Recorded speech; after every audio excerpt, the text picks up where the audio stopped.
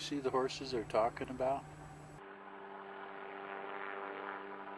When we gather the horses, in this particular case, we need to gather, about 1,700 horses, just to bring the numbers back down to an appropriate management level. The horses that are coming in are gorgeous, absolutely beautiful. They're in fine flesh, nice and healthy. There was no emergency that required them to pull those horses off the range.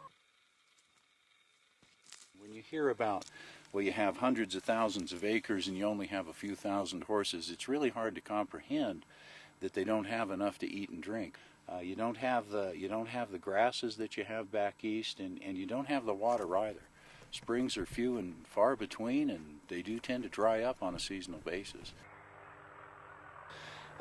If we wait too long to gather them, and they start to run out of food and water, then they get thin. You start to see the ribs more, and at that point, when they do start to deteriorate physically, they'll go downhill really quick. And then it's really too late to gather them, because in gathering them, if they're weak, you're putting more stress on the horses, and then your mortality rates would go up significantly. Coming right to you, child. You might see if you guys can just push him up the wing.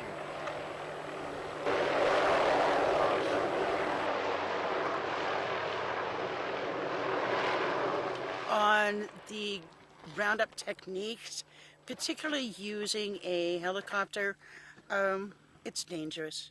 It's downright dangerous for the horses. Horses are run sometimes way too long in weather conditions that are not good for them. But what happens a lot of times, you can hear him over there, and he's really not bringing horses in. What he's doing is collecting the horses, moving them down out of the pinyon pine and the juniper trees, and getting them together.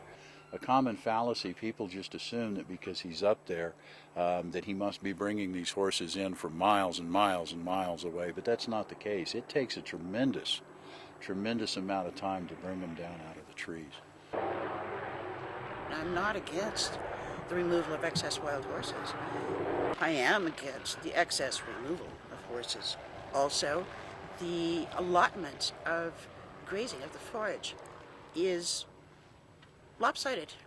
The cattle in most instances have so much more forage than the horses. You know, they're a beautiful animal. They are magnificent, and they truly are unique to the West. And we are dedicated to managing these horses for the betterment of the horses. We want horses that are healthy and robust, and that people can take pleasure in seeing, that they can bring their children, their grandchildren, and see them.